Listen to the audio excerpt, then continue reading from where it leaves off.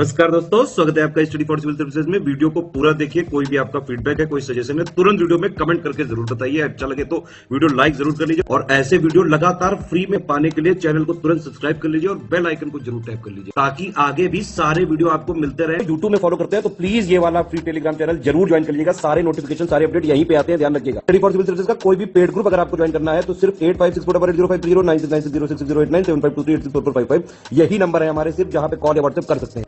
Instagram पे हमारा page जरूर फॉलो कर लीजिएगा, स्टडी फॉर सिविल .सर्विसेज है। ट्विटर पे हमको जरूर फॉलो कर लीजिएगा, @स्टडी फॉर सिविल्स है।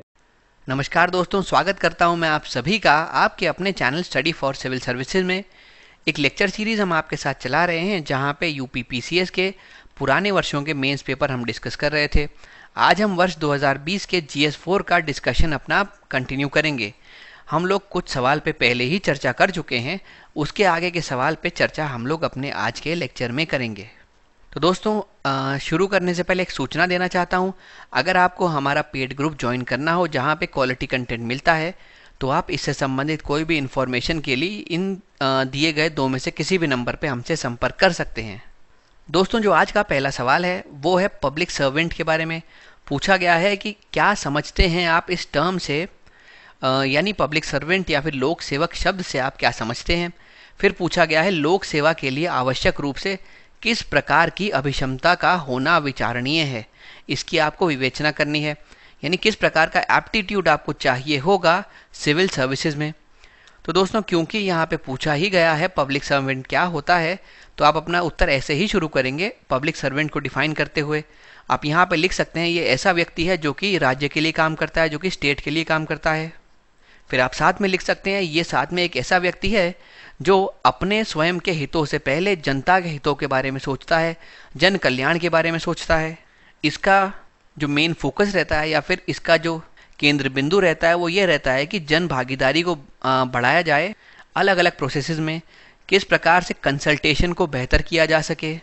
तो ये सभी कार्य का ध्यान रखने वाला, अपने से पहले जनता का हितों को रखने वाला, राज्य के लिए काम करने वाला व्यक्ति पब्लिक सर्वेंट कहलाता है।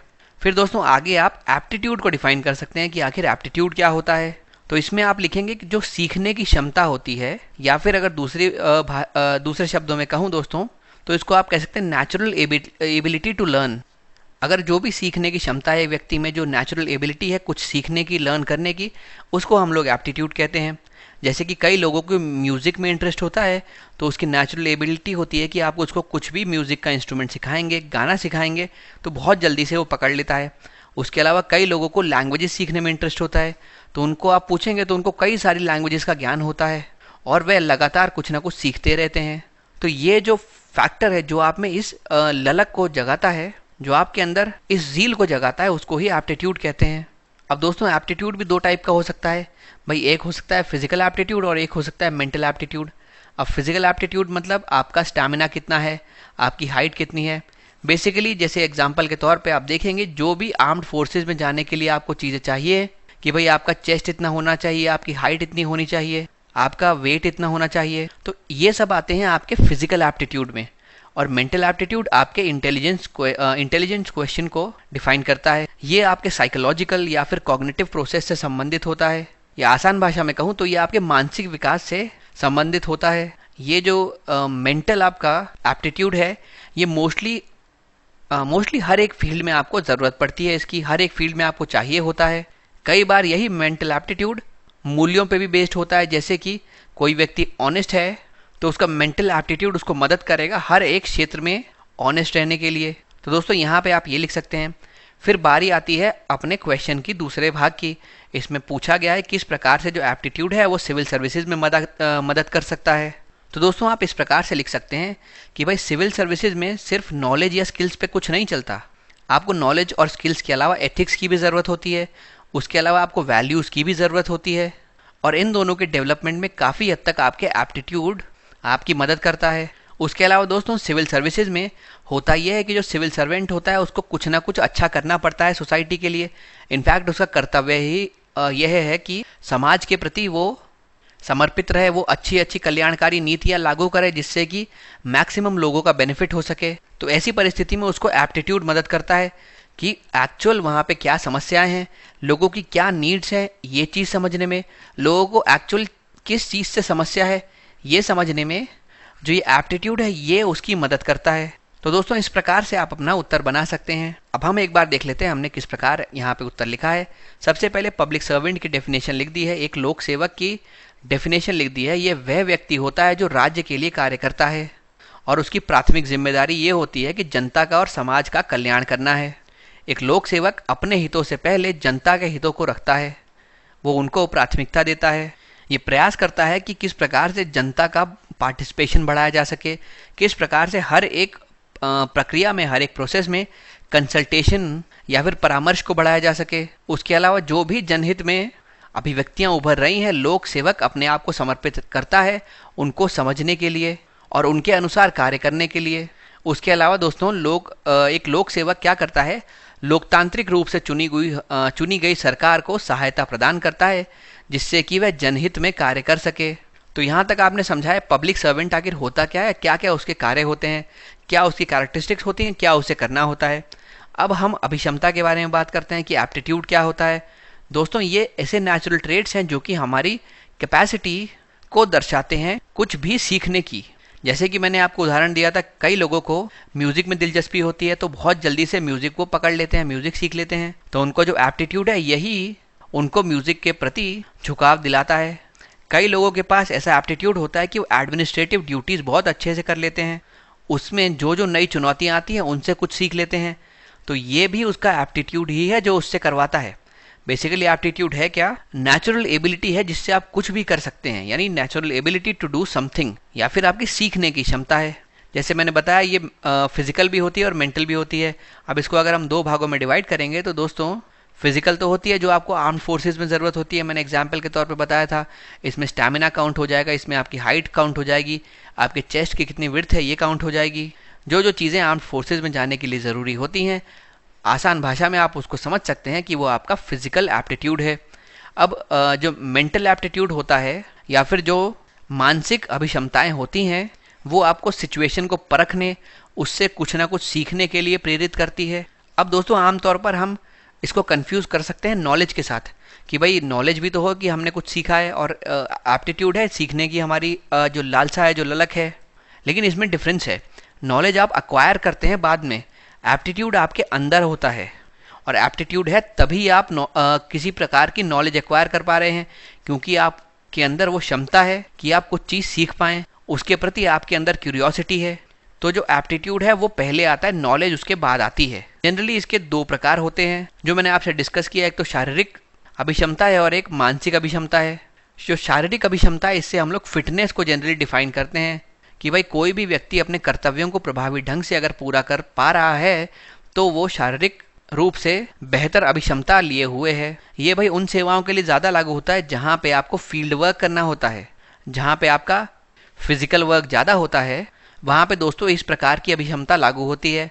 मानसिक अभिक्षमता की हम लोग बात करें तो इसमें वो सभी विशेषताएं शामिल होती हैं जो मनोवैज्ञानिक या फिर संज्ञानात्मक प्रतिक्रियाओं से संबंधित होती हैं। ये हालांकि सभी क्षेत्रों में इम्पॉर्टेंट है, लेकिन सबसे ज़रूरी है ये सार्वजनिक क्षेत्र में। अब इसी को दो भागों में वर्गीकृत किया जा सकता है, दो भागों में बांटा जा सकता है।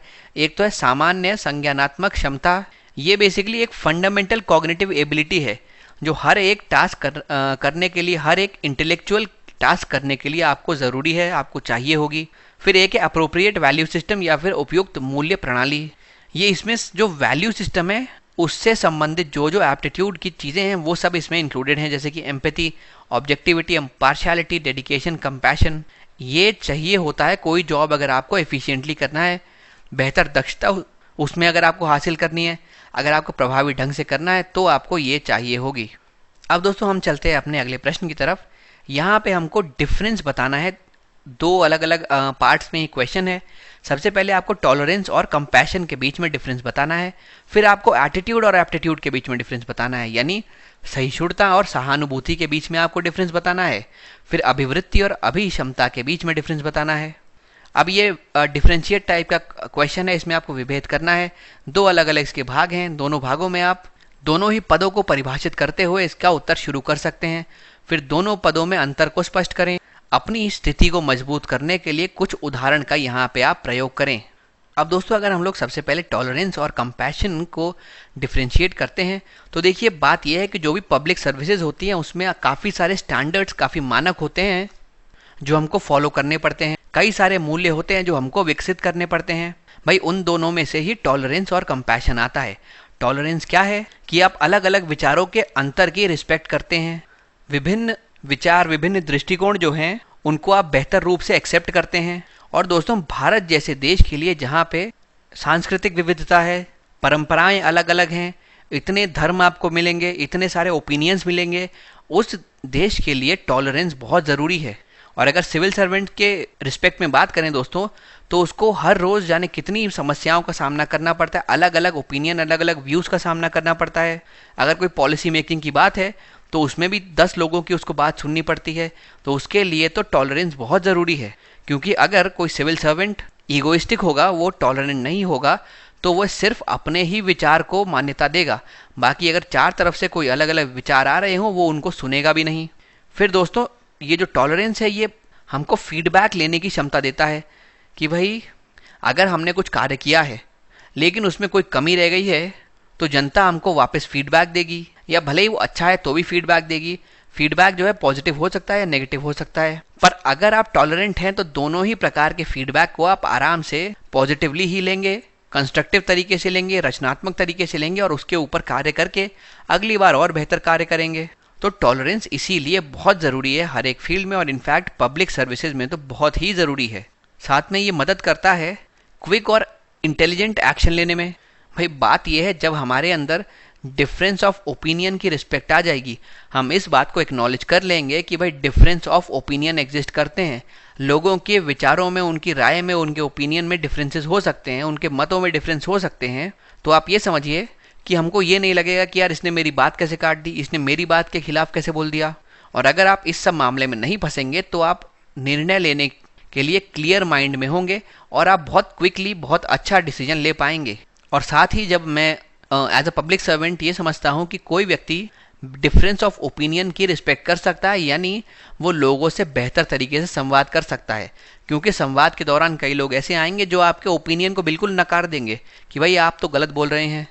ऐसे लोगों को भी बर्दाश्त करना, ऐसे लोगों के प्रति सहिष्णुता रखना आपके संवाद को बेहतर करता है, आपके डायलॉग प्रोसेस को बेहतर करता है। तो दोस्तों ये सब क्वालिटीज़ हैं टॉलरेंस में जो आप मेंशन कर सकते हैं। वही चीज़ हमने यहाँ पे लिखी है। आप देख पाएंगे कि टॉलरेंस क्या है कि आप सम्मान या रिस्पेक्ट रखते हैं अलग अलग व्यू पॉइंट्स पे। भाई हमारे देश में इतनी ज़्यादा विविधता मौजूद है, तो वो विविधता आपको व्यू पॉइंट में भी दिखती है, कस्टम्स में दिखती है, लोगों के अलग अलग मान्यताओं में दिखती है, लोगों के फेथ्स में दिखती है, लोगों के व्यवहारों में दिखती है। पर अगर व्यक्ति में टॉलरेंस है, वो सहिष्णुता का ट्रेट अपने साथ लेके चल रहा है, तो वह इन सभी की रिस्पेक्ट करेगा, इन सभी में कहीं ना कहीं देश के विकास को देखेगा। वो अपना ओपिनियन सबसे ऊपर ना रख के सब लोगों की बात सुनेगा। अब दोस्तों समझते हैं कि सहानुभूति क्या होती है। सहानुभूति बेसिकली अगर आसान भाषा में हम बात करें तो दूसरे की पीड़ा को समझना। भाई ये भी एक सिविल सर्वेंट के लिए बहुत ज़रूरी है। अगर आप मानिए कोई लोक सेवक है, कोई सिविल सर्वेंट है, अगर वो जो भी नीडी लोग हैं, जो वल्नरेबल हैं, जो हमारे देश में कमज़ोर वर्ग है, उनकी आवश्यकताओं को समझ पाएगा तो वो सरकार से कह के बेहतर पॉलिसी डिज़ाइन करवा पाएगा। नीति निर्माण जो होगा वो बेहतर होगा और ज़्यादा लक्षित तरीके से होगा, बेटर टारगेटेड होगा, जिसकी वजह से जिन लोगों को एक्चुअली इसके बेनिफिट मिलने चाहिए वो इससे लाभान्वित हो पाएंगे। साथ ही अगर इनकी जो भी समस्या एक सिविल सर्वेंट समझ पाएगा तो वो उसका त्वरित समाधान देने में भी सक्षम हो पाएगा। और ये सब तभी संभव है जब सहानुभूति की भावना आपके अंदर हो, तभी आप अगले बंदे की पीड़ा समझ पाएंगे और फिर उसके अकॉर्डिंग आप एक्शंस कर पाएंगे। वही चीज़ हमने यहाँ पे लिखी है। सहानुभूति क्या है? समाज में किसी व्यक्ति की पीड़ा समझना, उसके प्रति करुणा का भाव रखना। दोस्तों इसके अलावा अगर हम सहानुभूति की बात करें तो ये उपयोगितावाद के सिद्धांत को और मजबूत करता है, यानी यूटिलिटेरियन प्रिंसिपल को और मजबूती प्रदान करता है। अब यूटिलिटेरियन प्रिंसिपल में कहा क्या गया है, इसमें कहते हैं कि वही कार्य ठीक है जो किसी एक विशेष व्यक्ति के हित में ना होकर समाज कल्याण के हित में हो, या फिर मेजॉरिटी ऑफ द पीपल के बेनिफिट के लिए कोई कार्य किया गया हो तो उसको सही ठहराया जाएगा। भले उससे कुछ एक दो लोग प्रभावित हो रहे हों, एक दो लोग नेगेटिवली इम्पैक्ट हो रहे हों, लेकिन मेजॉरिटी तो खुश है। ये ज़्यादातर जनता के भलाई के लिए किया गया है। तो अगर दोस्तों एक सिविल सर्वेंट में सहानुभूति होगी तो इस प्रिंसिपल को फॉलो करने में वो उसकी मदद कर सकता है। भाई अगर आप ज़्यादातर जनता की नीड्स को समझ पाएंगे, वो कैसे समझेंगे? अगर आप में कंपैशन होगा, सहानुभूति होगी, तो आप उनकी डिमांड्स को भी मीट कर पाएंगे। संभव है कि ये डिमांड्स 2-4 लोगों को किसी प्रकार से नुकसान पहुंचाए, पर यूटिलिटेरियन प्रिंसिपल के अनुसार हम लोग मेजॉरिटी की नीड्स को देखते हैं, इसीलिए अगर उनके लिए कोई आप अच्छा कार्य करेंगे तो ये आपका कार्य जस्टिफाइड माना जाएगा। वहीं दोस्तों कंपैशन के साथ या फिर सहानुभूति के साथ आप अल्ट्रुइज्म के सिद्धांत को भी फॉलो कर पाएंगे। और अल्ट्रुइज्म के सिद्धांत के बारे में बात करें तो ये भी जो केंद्रित है वो है वेलफेयर ऑफ अदर्स पे, यानी समाज कल्याण पे। तो अगर कोई सिविल सर्वेंट अपने अंदर इस गुण को रखता है, इस ट्रेट को रखता है, तो वो यूटिलिटेरियन या फिर उपयोगितावाद के प्रिंसिपल को फॉलो कर पाएगा, अल्ट्रुइज्म को फॉलो कर पाएगा, लोगों की नीड्स को बेहतर समझ पाएगा, तो बेहतर नीति निर्माण हो पाएगी। इसमें वो खुद की हैप्पीनेस या फिर खुद की खुशी से पहले, खुद के हितों से पहले दूसरों के हितों को रखेगा, दूसरों की खुशी को रखेगा, दूसरे के कल्याण को रखेगा। अब दोस्तों देखते हैं क्या क्या कंपैशन के साथ जुड़े हुए ट्रेट्स हैं, क्या गुण हैं जो कि सहानुभूति के साथ जुड़े हुए हैं। सबसे पहले हमने बात की इम्पार्शियल एटीट्यूड होना चाहिए, जिससे कि गवर्नमेंट की सर्विसेज और फैसिलिटीज़ को बेहतर तरीके से एलोकेट किया जा सके, बेहतर उसका वितरण हो सके। क्योंकि जैसे मैंने बताया एल्ट्रुइज्म के सिद्धांत में हम लोग सेल्फलेसनेस पे फोकस करते हैं कि भाई हम कोई भी चीज़ अपने हित के लिए नहीं, जनता के हित के लिए कर रहे हैं, तो उन तक बेहतर तरीके से इसकी पहुंच बन पाए, इसीलिए हम लोग इसका इम्पार्शियल एटीट्यूड एक ट्रेट के तौर पे मानते हैं। उसके अलावा एक व्यक्ति अपने आप को सिटीजन्स के लिए अवेलेबल करेगा, यानी वो सिटीजन्स के साथ बेहतर संवाद करेगा।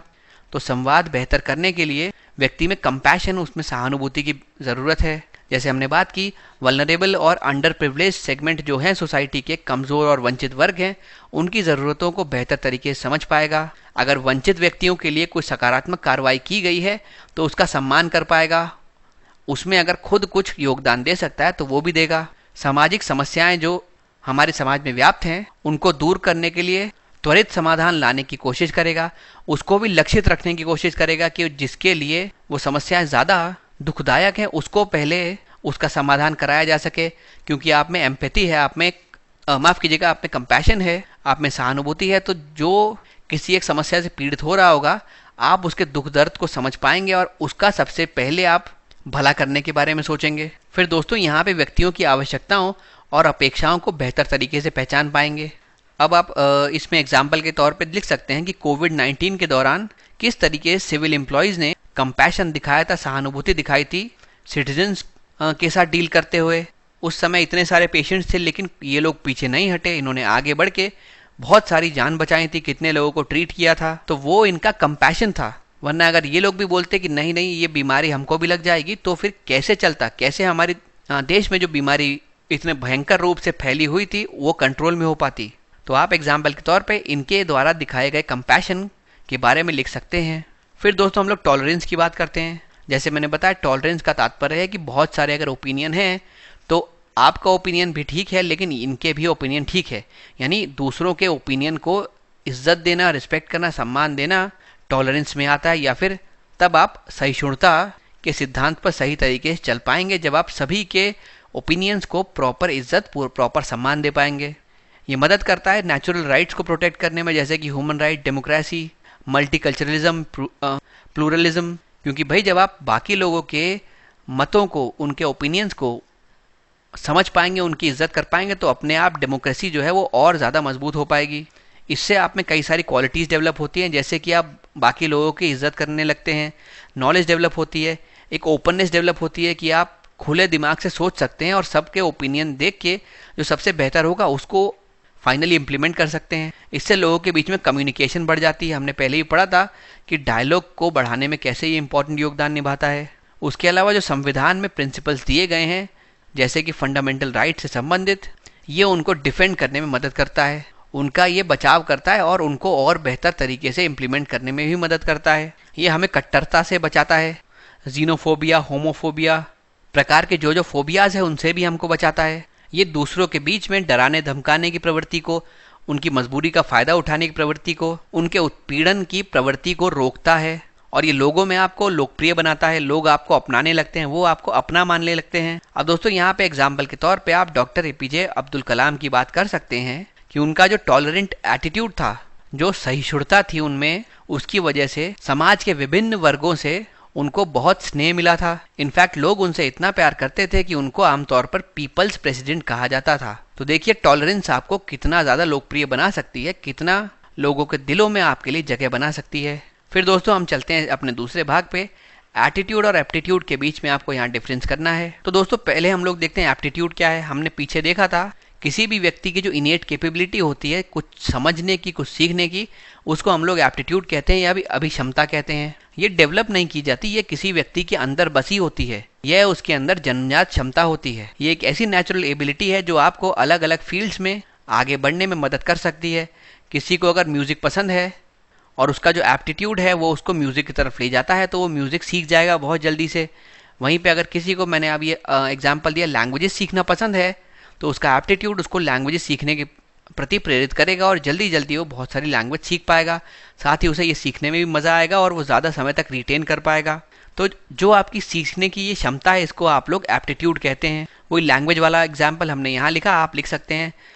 तो ऐसा व्यक्ति बहुत जल्दी से अलग अलग प्रकार की फॉरेन लैंग्वेजेस सीख सकता है, हमारे देश की विभिन्न भाषाएं सीख सकता है, जो शायद हमारे लिए बहुत मुश्किल हो उसके वर्ड्स को याद करना, लेकिन जिसका एप्टीट्यूड उसके लैंग्वेजेस की तरफ है वो बहुत आसानी से वर्ड्स मेमोराइज कर सकता है। और जो लैंग्वेज का पूरा स्ट्रक्चर है, जो संरचना है, जिस तरीके से वो लिखी जाती है, वो बहुत जल्दी से उसको भी पकड़ सकता है। अब ये या तो मेंटल हो सकता है या फिजिकल हो सकता है। पिछले क्वेश्चन में हमने बात की थी, मेंटल यानी कि आईक्यू तरीके का हो गया, ये ज़्यादातर क्षेत्रों में आपके काम आता है। फिजिकल हो गया आपके फिजिकल फिटनेस से, फिजिकल वेलबींग से।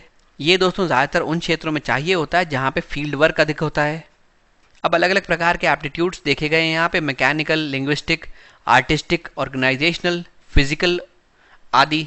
अब दोस्तों देखिए अगर आप मैकेनिकल की बात करेंगे तो वो व्यक्ति मशीन्स पर ज़्यादा इंटरेस्टेड होगा, मशीन से संबंधित चीज़ें बहुत जल्दी से लर्न करेगा। जो लिंग्विस्टिक एप्टीट्यूड है वो आपको मदद करता है लैंग्वेजेस को सीखने में। आर्टिस्टिक एप्टीट्यूड आपको आर्ट संबंधी कोई भी चीज़ है, जो भी कला संबंधित चीज़ है, उसको सीखने में मदद करता है। ऑर्गेनाइजेशनल एप्टीट्यूड आपको कोई ऑर्गेनाइजेशन रन करने में मदद कर सकता है, उसकी दक्षता बढ़ाने में मदद कर सकता है। यानी ऑर्गेनाइजेशन संबंधी जो भी बातें हैं, टीम वर्क में कैसे काम करना है, अपनी टीम को कैसे मोटिवेटेड रखना है, ये सब आएगा आपके ऑर्गेनाइजेशनल एप्टीट्यूड से। फिर दोस्तों अगर हम बात करें एटीट्यूड की, तो एटीट्यूड क्या होता है? एटीट्यूड पर्सपेक्टिव है जो अलग अलग सिचुएशंस में एक व्यक्ति पोजेस करता है। यानी दोस्तों किसी भी विषय को लेकर आपके क्या व्यूज़ हैं, आपके क्या स्टैंड्स हैं, वो आपके एटीट्यूड पर निर्भर करते हैं और आपका एटीट्यूड इन्फ्लुएंस करती हैं आपकी वैल्यूज़ या आपके मूल्य। एग्जाम्पल के तौर पे दोस्तों मानिए दो लोग हैं, एक व्यक्ति के मूल्य इस प्रकार हैं कि वो सभी लोगों की मदद करने में भरोसा रखता है, तो ये जो व्यक्ति है ये हेल्पफुल है। और वहीं पर जो दूसरे व्यक्ति के मूल्य हैं वो ये कहता है कि कहीं भी अगर पहुंचो तो समय पर पहुंचो, तो वो पंक्चुअलिटी की ओर फोकस करते हैं। अब ये लोग जा रहे थे, रास्ते में अगर मान लीजिए कोई एक्सीडेंट हो जाता है और एक व्यक्ति है जिसको हॉस्पिटल ले जाने की बहुत ज़रूरत है, तो जो पहला व्यक्ति है जो ए है और दूसरा बी है, तो जो ए है उसकी वैल्यू है कि उसको हेल्पफुल बनना है, उसको सबकी मदद करने की इच्छा रहती है, उसका ऐसे वैल्यूज़ हैं। तो इस सिचुएशन के प्रति वो उसमें पॉजिटिव एटीट्यूड भर देगा, वो तुरंत उस व्यक्ति को लेके अस्पताल जाएगा, भले ही कहीं पहुंचने में लेट हो जाए। लेकिन जो बी व्यक्ति है उसके लिए जो उसके मूल्य हैं वो है समय की इंपॉर्टेंस को समझना। तो वो अगर इस सिचुएशन में देखेगा तो वो इसके लिए नेगेटिव एटीट्यूड डेवलप करेगा। वो सोचेगा भाई अगर मैं रुका, इसको अस्पताल ले गया तो ठीक है, ये तो ठीक हो जाएगा, लेकिन मेरा समय चला जाएगा, तो ये वहाँ पे ले नहीं जाएगा और सीधे निकल जाएगा। तो जो आप सिचुएशंस देखते हैं उसके अकॉर्डिंग जो आपके अंदर परसेप्शंस डेवलप होते हैं उनको तो एटीट्यूड कहते हैं, और जो आपके मूल्य हैं, जो आपकी वैल्यूज़ हैं, वो मदद करती हैं इन परसेप्शंस के डेवलपमेंट में। वही हमने यहाँ पे लिखा है, एक पर्सन के एक्सपीरियंस, वैल्यू, बिलीफ और इमोशंस उसके एटीट्यूड को इन्फ्लुएंस करते हैं। अब वही चीज़ हमने लिखी है कि मान लीजिए दो लोग हैं जिनके बहुत अलग अलग एटीट्यूड हैं किसी एक परिस्थिति पे, किसी एक टॉपिक पे। तो हो सकता है एक आदमी का तो पॉजिटिव एटीट्यूड हो और दूसरे वाले का नेगेटिव एटीट्यूड हो। जैसे कि हमारे समाज में जुड़े हुए मुद्दों को आप देख लीजिए, अगर होमोसेक्सुअलिटी को आप लेंगे या अबॉर्शन को लेंगे या रिलीजन को लेंगे, तो हो सकता है अबॉर्शन जो है वो कई लोगों के लिए तो ख़राब होता हो कि नहीं अबॉर्शन नहीं कराना चाहिए, और वहीं पे कई लोग कहते हो भाई ये एक माँ का अधिकार होना चाहिए कि वो तय करे कि अपने बच्चे को जन्म देना है या नहीं देना। तो कुछ लोगों का तो इसके प्रति पॉजिटिव एटीट्यूड होगा और कुछ लोगों का इसके प्रति नेगेटिव एटीट्यूड होगा।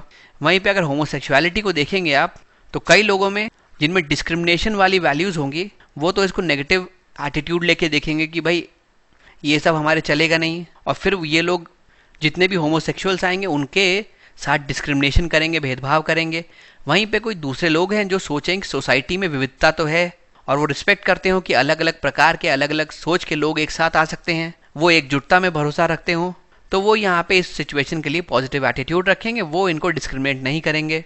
तो मुद्दा एक ही है, टॉपिक एक ही है, होमोसेक्सुअलिटी। लेकिन दोस्तों इस पे लोगों के ओपिनियन और व्यूज़ अलग अलग हैं, जिसकी वजह से, और उनके मूल्य अलग अलग हैं, जिसकी वजह से जो एटीट्यूड है उनमें भी बदलाव आ जाता है। एक पॉजिटिव को दर्शाएगा, एक नेगेटिव को दर्शाएगा। तो अगर हम लोग टेबल के माध्यम से समझने की कोशिश करें तो एप्टीट्यूड क्या है? किसी भी व्यक्ति की natural ability to learn something, कुछ भी सीखने की जो आपकी नेचुरल एबिलिटी है, जो आपके अंदर से आती है, जो बचपन से आप में बसी होती है, उसको आप एप्टीट्यूड कहते हैं। लेकिन एटीट्यूड क्या है? किसी सिचुएशन को देख के, किसी व्यक्ति को देख के, किसी सर्कमस्टांस को देख के आपके अंदर जो फीलिंग आती है, जो ओपिनियन डेवलप होते हैं, जो पर्सपेक्टिव बनते हैं, उसको आप एटीट्यूड कहते हैं। ये दिखाता है कि एक व्यक्ति के पास कितनी काबिलियत है, कितनी एबिलिटी है कि वो कोई भी नई स्किल सीख सके। और वहीं पे ये दिखाता है कि व्यक्ति के मानसिक तौर पर या फिर मेंटल पर्सपेक्टिव क्या है किसी एक पर्टिकुलर इशू को लेके या किसी एक पर्टिकुलर व्यक्ति को लेके। ये आपके टैलेंट से संबंधित होती है। भाई अगर आप में म्यूज़िक सीखने का टैलेंट है, आपका म्यूज़िकल एप्टीट्यूड है, तो आप बहुत जल्दी से सीख जाएंगे क्योंकि आपके मन में उसको सीखने के लिए प्रबल इच्छा होगी। लेकिन एटीट्यूड दिखाता है कि आपका कैरेक्टर और पर्सनालिटी कैसी है, साथ में दिखाता है आपके अंदर वैल्यूज़ किस प्रकार से हैं। किसी एक सिचुएशन में अगर आप नेगेटिव एटीट्यूड रखते हैं और वो सिचुएशन किसी एक वर्ग के कल्याण की होती है, तो वो दिखाता है कि आपके कैरेक्टर और पर्सनालिटी कुछ हद तक नकारात्मक है, नेगेटिव है। और एप्टीट्यूड हमने जैसे बात की दोस्तों, मेंटल हो सकता है, फिजिकल हो सकता है। एटीट्यूड जो है ये तो सिर्फ मेंटल ही होता है।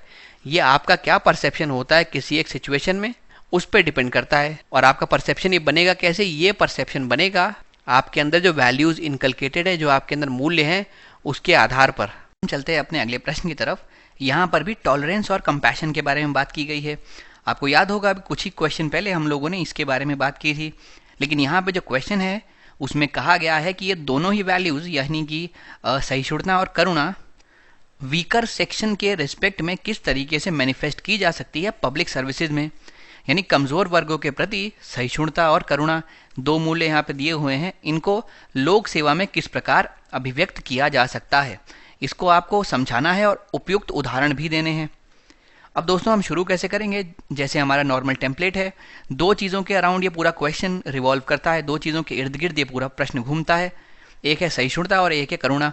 तो शुरुआत में आप दोनों चीज़ों को डिफाइन कर दीजिए कि भाई टॉलरेंस क्या होता है और कंपैशन क्या होता है। फिर आप बताइए आगे कि आज दुनिया में ये क्यों ज़रूरी है, आज दुनिया में इसकी क्या आवश्यकता है। फिर आगे जाके दोस्तों इस चीज़ को आप जोड़ सकते हैं पब्लिक सर्विसेज से और plus welfare of poor people या फिर welfare of the weaker section, जो कमज़ोर वर्ग है उसका कल्याण किस प्रकार से किया जा सकता है अगर ये दोनों क्वालिटीज़, ये दोनों मूल्य आपने अपने अंदर विकसित कर लिए और आप एक लोक सेवक हैं। तो अब दोस्तों पहले देखते हैं टॉलरेंस क्या था। हमने थोड़ी देर पहले देखा था कि भाई अगर किसी के विचारों में अंतर है तो उन विचारों के अंतर को आप रिस्पेक्ट करते हैं तो आप टॉलरेंट हैं। अगर आप इस बात को स्वीकार करते हैं कि भाई जहाँ पे समाज में कई सारे लोग हैं वहाँ पे व्यू पॉइंट्स की विविधता होगी, वहाँ पे लोगों की सोच में, दृष्टिकोण में, लोगों के नज़रिए में, लोगों के ओपिनियंस में, मत में, इन सब में विविधता होगी। और अगर इस विविधता को आप एक्सेप्ट करते हैं, इसको आप रिस्पेक्ट करते हैं, इसका आप सम्मान करते हैं, तो हम कहेंगे कि आपके अंदर सहिष्णुता है, आप टॉलरेंट हैं। और जैसा कि हमने बात की भाई इंडिया में इतना ज़्यादा डाइवर्सिटी है, इतनी विविधता है, भले ही संस्कृति की माने या धर्मों की माने, अलग अलग समूह यहाँ पे एग्जिस्ट करते हैं, यहाँ पे भाषाओं की विविधता है, यहाँ पे परंपराओं की विविधता है, यहाँ तक कि यहाँ पे रहन सहन, खान पान, इन सब में विविधता देखी जाती है। तो ऐसे में अलग अलग ओपिनियन एग्जिस्ट करना तो स्वाभाविक है। परंतु अगर आप इनकी रिस्पेक्ट नहीं करते और आप ये मानते हैं कि जो आपने बोला वही सही है, बाकी सबकी बात गलत है, तो वो देश के विकास में भी बाधा उत्पन्न करेगा और यह सोच आपको भी आगे प्रगति के मार्ग पे बढ़ने से रोकेगी। उसके अलावा दोस्तों अगर आप टॉलरेंट हैं तो आप 4-5 प्रकार के अलग अलग व्यूज़ सुन पाएंगे और उसमें से जो सबसे बेहतर व्यू है उसके ऊपर आप क्विकली डिसीजन ले पाएंगे। यानी आपकी निर्णय लेने की काबिलियत को, उस क्षमता को ये बढ़ाने में मददगार साबित होता है। एक टॉलरेंट इंडिविजुअल तेजी से डिसीजन ले सकता है और उसके जो डिसीजन होंगे वो किसी बायसनेस पे आधारित नहीं होंगे। भाई वो सबकी बात सुन रहा है और जिसकी उसको सबसे अच्छी लगती है वो करता है, या सबकी बातों को सुन के कुछ ऐसा समाधान निकालने का प्रयास करता है जिससे सबकी भलाई हो। ऐसा व्यक्ति अपने अलावा बाकी लोगों की बात सुन के उनके व्यूज़ भी लेता है। अब अगर दोस्तों हम लोग पॉलिसी मेकर्स की बात करें या फिर नीति निर्माताओं की बात करें तो उनके लिए ये वैल्यू या फिर ये पर्टिकुलर मूल्य बहुत इंपॉर्टेंट है। अगर वो टॉलरेंट होंगे तो वे देश में अनेकों गरीबों की बात सुन पाएंगे और जो वो करना चाहते हैं उसके बजाय जिस प्रकार से इनकी समस्या का समाधान किया जा सकता है उस प्रकार से वो कार्य कर पाएंगे। वरना अगर वो टॉलरेंट नहीं होंगे तो जो नीति निर्माताओं ने डिस्कस किया है उसी के अकॉर्डिंग आपकी नीति आपके सामने आ जाएगी, भले ही वो सामाजिक तौर पे ज़्यादातर लोगों का कल्याण करती हो या ना करती हो। लेकिन ये लोग सोचेंगे कि हम लोग बुद्धिजीवी हैं तो हम लोगों ने जो डिस्कस किया है वही अपने आप में परम सत्य है, उसी से सबका कल्याण हो पाएगा। भाई लेकिन आपने जो कमज़ोर वर्ग है, जो नीचे के तबके में लोग रहते हैं, उनकी समस्याएं तो सुनी ही नहीं। हो सकता है आप यहाँ पे कोई एक्स प्रॉब्लम का सल्यूशन करना चाह रहे हो और इनकी कोई अलग ही वाई प्रॉब्लम हो, तो उस समस्या को टारगेट करने के लिए आपको टॉलरेंट होना पड़ेगा, जिससे आप अलग अलग प्रकार के डिफरेंट डाइवर्स ओपिनियन सुन पाएँ और उसके अकॉर्डिंग बेहतर तरीके से बेहतर लक्षित एक नीति का निर्माण कर पाएँ। और दोस्तों अगर हम करुणा की बात करें या कंपैशन की बात करें तो जैसा हमने पहले डिस्कस किया था, ये एक क्वालिटी है, ये एक मूल्य है जिसमें दूसरे की पीड़ा का आपको एहसास हो सकता है। तो ये भी नीति निर्माताओं के लिए बहुत ज़रूरी है। भाई जब तक जो कमज़ोर वर्ग है उनकी समस्याओं को आप नहीं समझेंगे, जब तक स्वयं को आप उनकी जगह रख के नहीं देखेंगे, जब तक उनके प्रति आपके मन में करुणा भावना नहीं होगी, तो आप ऐसी नीति नहीं बना पाएंगे जो इनकी समस्याओं का समाधान कर पाए। और दोस्तों करुणा भाव के साथ ये भी आता है कि जो आप कर रहे हैं वो सेल्फलेस कर रहे हैं, यानी उसमें कोई भी आपके निहित स्वार्थ नहीं है। आपको अगले बंदे के प्रति करुणा का भाव है, आप उसके दर्द को समझ पा रहे हैं तो उसकी मदद के लिए जो भी संभव हो पाए आप वो करेंगे, लेकिन उसमें आप रिटर्न में ये एक्सपेक्ट नहीं करते कि मुझे भी इसके बदले कुछ मिल जाए, वरना फिर आपका ये जो भाव होता है, जो मूल्य होता है, ये तो व्यर्थ हो गया। अब दोस्तों यहाँ पे आप एग्जाम्पल दे सकते हैं मदर टेरेसा का। को अगर करुणा के लिए, कंपैशन के लिए एक आइडियल एग्जाम्पल ढूंढा जाए तो मदर टेरेसा से बेहतर एग्जाम्पल हमको मिलेगा नहीं। उन्होंने लोगों के कल्याण के लिए अपना जीवन लगा दिया, उन्होंने सेल्फलेस सर्विस की है और कई लोगों का उन्होंने उत्थान किया, उनको बेहतर जीवन स्तर देने में उन्होंने अहम भूमिका निभाई है। तो एक लोक सेवक, एक नीति निर्माता को भी बहुत ज़रूरी है कि वो इस मूल्य को अपने अंदर डेवलप करे, तभी वो जो नीति बनाएगा उसको बेहतर तरीके से लक्षित कर पाएगा, उसके लाभ जिन लोगों को मिलने चाहिए उन तक वो पहुंच पाएंगे। और ये सब होगा जब आप उनकी पीड़ा समझेंगे, उनकी समस्याएं समझेंगे, और उनकी समस्याएं समझने के लिए आपको कंपैशन की जो वैल्यू है वो अपने अंदर इनकलकेट करनी ही पड़ेगी। फिर दोस्तों ये जो करुणा का भाव है, जो कंपैशन है, ये 2-3 वैल्यूज़ पे डिपेंड करता है, 2-3 प्रिंसिपल्स पे डिपेंड करता है। जैसे यहाँ पे हमने पढ़ा था यूटिलिटेरियन सिद्धांत या फिर उपयोगितावाद का सिद्धांत।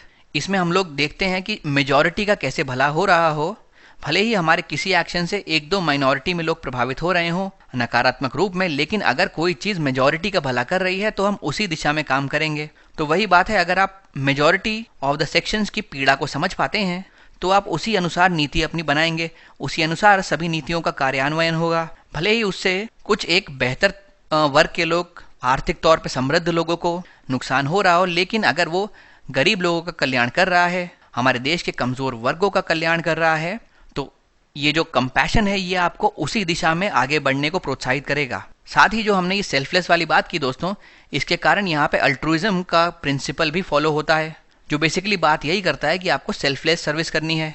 और अगर आप दोस्तों इन दोनों ही मूल्यों को जोड़ लें तो दोनों को जोड़ के एक बेहतर सर्विस डिलीवरी आपको मिल पाएगी। तो इस प्रकार से आप अपना उत्तर बना सकते हैं। फिर इसको जैसे हमने बताया कनेक्ट करिए कि कैसे पब्लिक सर्विसेज में ये दोनों मूल्य होने चाहिए, तभी वो वीकर सेक्शंस के लिए अच्छा कार्य कर पाएंगे, उनके कल्याण के लिए कार्य कर पाएंगे, बेहतर तौर पे नीतियों को लक्षित कर पाएंगे और उनका वेलफेयर इंश्योर कर पाएंगे। अब अगर हम लोग देखें दोस्तों आंसर कैसे बनाया है, तो वही हमने बात की है कि आज के समाज में 2 मूल्य बहुत ज़रूरी हैं। एक तो टॉलरेंस किसी व्यक्ति के अंदर होना और किसी व्यक्ति का कंपैशनेट होना, यानी कि सहिष्णुता बहुत ज़रूरी है और करुणामय व्यवहार बहुत ज़रूरी है। आमतौर पर आजकल की जो धारणा चल रही है वो इस प्रकार से है कि जो भी कमज़ोर है उसको दबा दो, उसका अनुचित लाभ उठा लो और इसमें कहीं अपना फ़ायदा निकाल लो। ये जो धारणा है, ये जो भावना है, ये आपको करप्शन में दिखती है। भ्रष्टाचार में होता यही है कि अगर गरीब आदमी आपको पैसे देने के सक्षम नहीं है, फिर भी आप उसका काम तभी करते हैं जब वो आपको कुछ घूस देता है। यानी इस गरीब को आप दबा रहे हैं, इसका शोषण कर रहे हैं सिर्फ अपने स्वार्थ को निकालने के लिए। आज जब दुनिया एक ऐसे मोड़ पे खड़ी है जहाँ पे करप्शन इतना ज़्यादा व्याप्त है, तब हमको चाहिए कि ये दोनों वैल्यूज़ एक पब्लिक सर्वेंट के अंदर तो होनी ही चाहिए। इससे एक व्यक्ति को ये मदद मिलती है कि समाज के कमज़ोर वर्गों के प्रति वो सहानुभूति रख सकता है, क्योंकि वो ये मानता है कि अभी हम लोग कहीं पे हैं, लेकिन भविष्य में हो सकता है हमारी भी कुछ ऐसी परिस्थिति आ जाए जब हमको दूसरों से मदद मांगनी पड़े। तो इसीलिए जितना होना चाहिए हमको दूसरों की मदद करनी चाहिए। फिर दोस्तों हम लोग टॉलरेंस की तरफ देखते हैं। ये क्या है? ये एक ऐसा वैल्यू है जिसमें आप ये मान लेते हैं कि भाई बहुत सारे ओपिनियंस, बहुत सारे मत एग्जिस्ट कर सकते हैं। मतभेदों को पहचानने की क्षमता है ये, उनको सहन करने की क्षमता है ये, उनको सम्मान देने की क्षमता है ये। आज के हमारे समाज में एक विशेषता है कि विभिन्न संस्कृतियां हो गई हैं और हम आए दिन ऐसे लोगों के संपर्क में आते हैं, तो इसकी वजह से हमको बहुत सारे ओपिनियन, बहुत सारे व्यूज़ मिलते हैं। ऐसी परिस्थिति में ज़रूरी है कि हम सहनशील हों, हम में सहिष्णुता हो, तभी हम सबकी बातें सुन के समाज के उद्धार के लिए कार्य कर पाएंगे। अगर हमारे पास वहीं दूसरी तरफ कंपैशन है, करुणा है, तो ये इस बात को प्रदर्शित करता है कि हम लोग दूसरों की भलाई के लिए कार्य करेंगे, हम लोग उनकी खुशी की परवाह करेंगे। अपने निहित स्वार्थों के लिए हम लोग किसी की खुशी नहीं छीनेंगे, किसी को पीड़ा नहीं देंगे। अब यहाँ पे एग्जाम्पल के तौर पे दोस्तों आप बौद्ध धर्म के बारे में लिख सकते हैं कि भाई बुद्धिस्ट कॉन्सेप्ट जो है वो इसी के अराउंड बेस्ड है कि आप जैसा करोगे आप वैसा ही भरोगे। वहीं दोस्तों और भी कई सारे ग्रंथ हैं जिसमें ये लिखा गया है कि भाई जैसा आप कर्म करते हो वैसा ही वो आपको हिट बैक करता है। अगर आप खराब कर्म करेंगे तो आगे जाके आपको उसके फल भोगने ही पड़ेंगे। तो ये टॉलरेंस और कंपैशन की भावना है, जो मूल्य हैं, ये हमें सिखाते हैं किस प्रकार से दूसरों की भलाई के लिए कार्य करने चाहिए। और अगर आपने दूसरों की भलाई के लिए कार्य किए हैं तो कहीं ना कहीं अच्छाई वापस लौट के आपके पास आएगी। तो ये चीज़ दोस्तों आप मेंशन कर सकते हैं एग्जाम्पल में कि भाई बौद्ध धर्म की भी यही अवधारणा है। और भी कई जगह कहा गया है कि जिस प्रकार का हम कर्म करेंगे वैसा ही हमको फल मिलेगा। इसीलिए हमको अच्छे ही कर्म करने चाहिए, क्योंकि ये कार्य, ये कर्म ही है जो हमको प्रभावित करते हैं। फिर दोस्तों समझते हैं कि आज टॉलरेंस इंपॉर्टेंट क्यों है, सहिष्णुता क्यों महत्वपूर्ण है। भाई टॉलरेंस सबसे पहले तो हमारे मन में ये जगाती है कि हमारे अलावा दुनिया भी सही हो सकती है। ऐसा नहीं है जो आप सोच रहे हैं, जिस प्रकार से आप किसी चीज़ को देख रहे हैं, जो आपका परसेप्शन है, दृष्टिकोण है, सिर्फ एकमात्र वही परम सत्य है, वही सिर्फ सही है, ऐसा नहीं है। करुणा जो है, माफ़ कीजिएगा, सहिष्णुता जो है वो आपको ये रियलाइज़ करवाने में हेल्प करती है, आपको इस चीज़ का आभास करवाती है कि बहुत सारे अलग अलग ओपिनियंस भी एग्जिस्ट कर सकते हैं, भले ही आप उनसे क्यों ना डिसएग्री करते हों। तो यानी कि ये आपको एक चीज़ और समझाती है कि भाई सब लोग अपने आप में यूनिक हैं और सबका नज़रिया भी यूनिक हो सकता है। चीज़ों को जिस प्रकार वो देखते हैं वो भी अलग हो सकते हैं, भिन्न भिन्न उनके विचार हो सकते हैं। लेकिन टॉलरेंस अगर आप में होगी तो इन विचारों को एक्सेप्ट करने में आपको आसानी होगी। जैसे दोस्तों हमने यहाँ पे एक एग्जाम्पल के ज़रिए बताया है, अगर दो व्यक्ति हैं मान लेते हैं, और कोई एक व्यक्ति इस समय बहुत गुस्से में है, उसके अंदर फ्रस्ट्रेशन भरी हुई है, वह चीखना चाहता है, चिल्लाना चाहता है, वह रोने की इच्छा व्यक्त कर रहा है। तो अगर ऐसे में आप भी इसके ऊपर चिल्लाना शुरू हो जाएंगे तो ये अपनी मन की बात कभी आपसे कह ही नहीं पाएगा, इसके मन की बात इसके अंदर ही दबी रह जाएगी।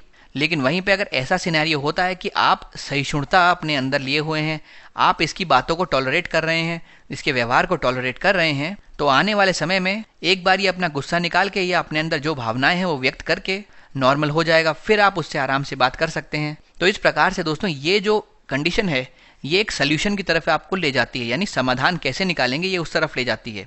लेकिन अगर आप में सहिष्णुता नहीं है और जो पहले वाली कंडीशन हो गई, तो इसमें आपके हमेशा मतभेद ही चलते रहेंगे। कभी ऐसा नहीं होगा कि आप लोग परस्पर मिलके किसी एक समाधान पे पहुंच पाएं, क्योंकि आप भी यहाँ से चिल्ला रहे हैं, अगला व्यक्ति भी चिल्ला रहा है, आपको लग रहा है जो आप बोलते हैं वही सही है, उसको लग रहा है जो वो बोलता है वो सही है। तो ऐसे जो मतों में टकराव होंगे, इससे कभी भी आप किसी समाधान पे पहुंच नहीं पाएंगे। तो अगर समाधान तक पहुंचना है, बहुत ज़रूरी है आपके अंदर टॉलरेंस होना। और ऐसे ही एक सिविल सर्वेंट के जीवन में भी टॉलरेंस की बहुत महत्व है। और वो इसीलिए है क्योंकि अगर वो सिर्फ जो उसने सोचा है उसी चीज़ों को इम्प्लीमेंट करने में लगा रहेगा, उन्हीं को एग्जीक्यूट करता रहेगा, तो जनता क्या चाहती है वो ये कभी समझ ही नहीं पाएगा।